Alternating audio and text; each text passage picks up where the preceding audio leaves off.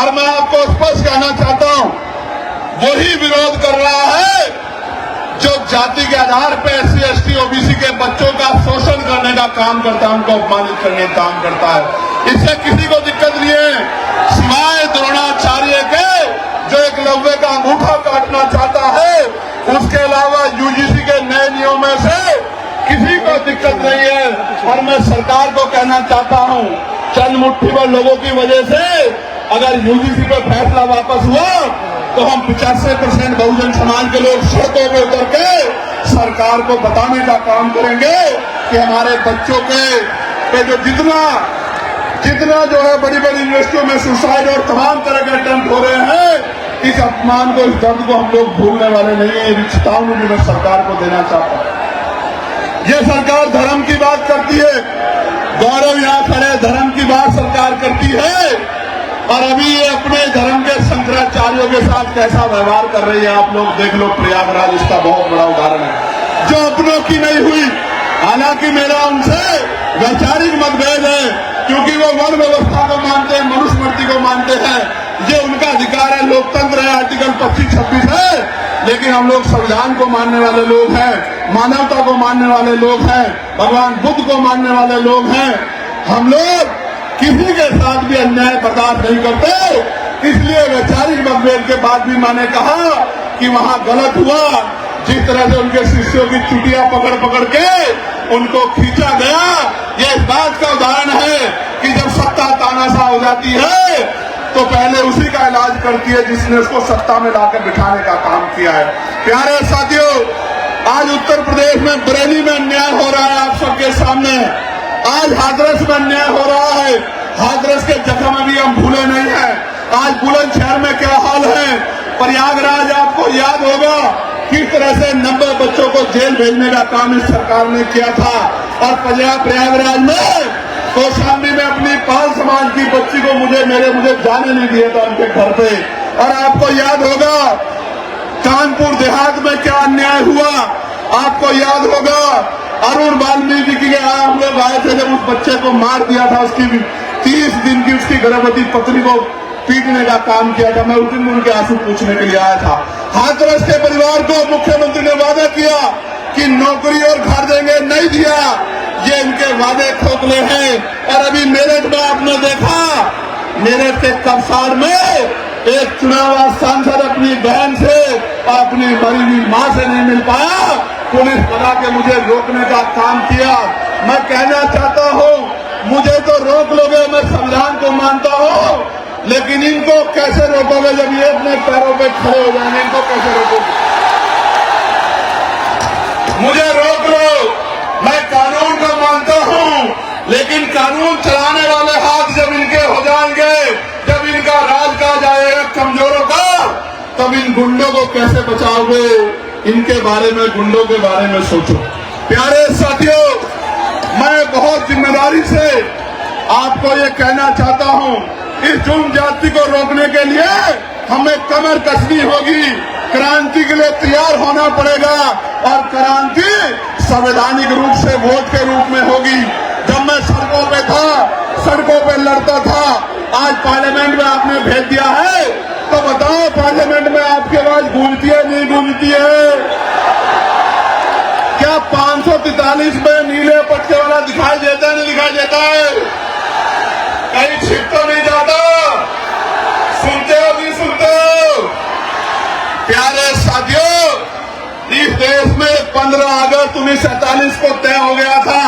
मुस्लिम समाज के भाई सुन लें, जैन समाज के भाई, सिख समाज के सब भाई, बौद्ध समाज के भाई, क्रिश्चियन समाज के भाई सुन लें, हमारे जो मसीह समाज को मानने वाले लोग हैं वो भी सुन लें। 15 अगस्त 1947 को तय हो गया था कि जिस स्ट्रक्चर का जो स्वरूप है, अगर वो मस्जिद है तो मस्जिद रहेगी, वो मंदिर है तो मंदिर रहेगा, वो चर्च है तो चर्च रहेगा, वो गुरुद्वारा है तो गुरुद्वारा रहेगा। लेकिन जब से इनकी सरकार आई है, हर मस्जिद को, हर गुरुद्वारे को, हर चर्च को जानबूझ के टारगेट करने का काम ये सरकार कर रही है कि इनका राजनीतिक एजेंडा कामयाब होता रहे। मैं आपको कहना चाहता हूं, सरकार की जिम्मेदारी है कि पुलिस को, एडमिनिस्ट्रेशन को है कि इस तरह का माहौल खराब नहीं होना चाहिए। लेकिन कई बार फतेहपुर के मकबरे को हम लोग देखते हैं, सरकार सामने नजर आती है, बीजेपी के लोग तोड़ने का काम करते हैं। मैं आपको कहना चाहता हूं, हिम्मत मत हारो। जब माहौल खराब करने वाले लोग हैं तो आपका हाथ पकड़ के आपके साथ चलने वाले लोग भी है। मेरी बात को याद रखना।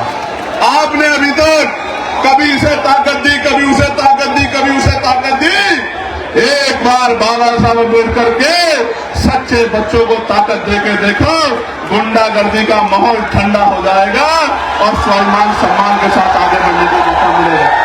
प्यारे साथियों, ये तो मैं हूं जो पार्लियामेंट में बोलता हूं सड़क पे मुसलमान, ईसाई, सिख, जैन, बौद्ध, वरना अल्पसंख्यक कह के लंबे समय तक आपसे वोट ली गई है। आप भी इस बात को जानते हैं। ये तो हिम्मत चंद्रशेखर आजाद के अंदर है कि जो धर्मनिरपेक्ष है, संविधानवादी है, सबके हितों की बात करता है, सबके हितों को आगे बढ़ाने की बात करता है। ना अमीर देखता है, ना गरीब देखता है, ना कमजोर देखता है, ना ताकतवर देखता है।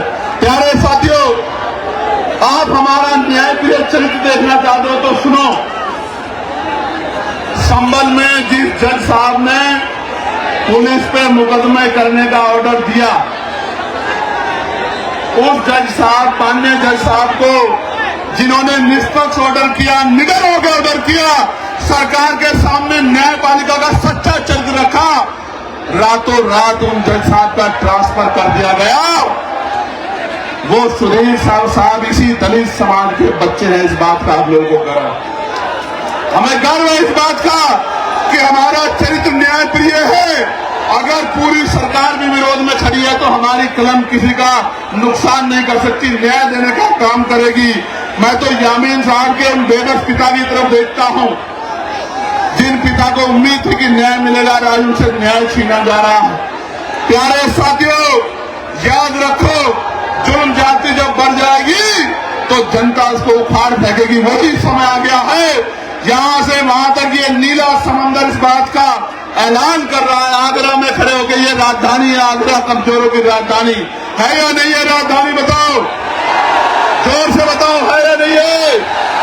ये राजधानी में खड़े होकर मैं आपको कह रहा हूं, पिछड़ो दलितों को, मुसलमान भाइयों को, सिख भाइयों को, जैन भाइयों को, बुद्धिस्ट भाइयों को, न्याय प्रिय सामान्य जाति के लोगों को भी कह रहा हूं, ये सरकार धर्म के नाम पे आपको कमजोर कर सकती है, कभी आपको आगे नहीं बढ़ा सकती।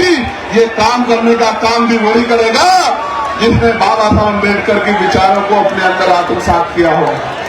बाबा साहब ने कहा था कि जाकर पढ़ना संविधान को, मैंने एक जाति के लिए काम नहीं किया, हर व्यक्ति की आजादी सुनिश्चित की है, उसके अधिकार सुनिश्चित किए हैं। इसलिए जब तक इस सोच का व्यक्ति कुर्सी पर नहीं आएगा, भला नहीं हो सकता। मेरी बात को आप याद रखना। प्यारे साथियों, आज सरकार जुडिशरी को अपने कब्जे में लेना चाहती है, उस पर दबाव बनाना चाहती है, अपने हिसाब से चलाना चाहती है। मैं न्यायपालिका में बैठे जजों से कहना चाहता हूं, माननीय न्यायाधीशों से कहना चाहता हूं, घबराने की जरूरत नहीं है। आपकी रक्षा सुरक्षा के लिए आजाद समाज पार्टी भीम आर्मी खड़ी है। आप निष्पक्ष होकर काम करो। आपके ऊपर उंगली उठेगी तो हम लोग गोली खाने के लिए सबसे आगे खड़े रहेंगे। मेरी बात को आप याद रखें। प्यारे साथियों, अभी एक आदेश आया और वो आदेश है, नीरज साहब, फोन पे आप SC ST को गाली दे दो तो इसको अपराध नहीं माना जाएगा। अगर फोन पे किसी को गाली दी जाए, धमकी दी जाए, अपशब्द कहे जाए, वो अपराध माना जाएगा, लेकिन SC ST को कहा जाएगा तो अपराध नहीं माना जाएगा। आप देखो मौर्य लाल कैसे मजाक उड़ा रहे हैं कमजोरों का। ये लोग देखो, पहले थाने में FIR नहीं होती। मैं एक परिवार से मिला, मेरी बात पे गौर करो नौजवानों। उस परिवार ने मुझसे कहा कि भैया, अमीर आदमी सीधे चला जाता है थानाध्यक्ष के ऑफिस में, CO के ऑफिस में, ASP के ऑफिस में, DCP के ऑफिस में, कमिश्नर के ऑफिस में, SSP के ऑफिस में, DM के ऑफिस में, DM के ऑफिस में, SDM के ऑफिस में, तहसीलदार कानूनगो सेक्रेटरी के ऑफिस में। गरीब आदमी बाहर इंतजार करता रहता है कि कब अधिकारी बुलाएंगे, कब उसको न्याय मिलेगा। ये है उत्तर प्रदेश आज का। मैं आपको विश्वास दिलाता हूं, राजकाज बनने दो। अधिकारी आपकी बस्तियों में आगे कैंप लगा के आपकी समस्या को सुना करेंगे और उसका हल किया करेंगे।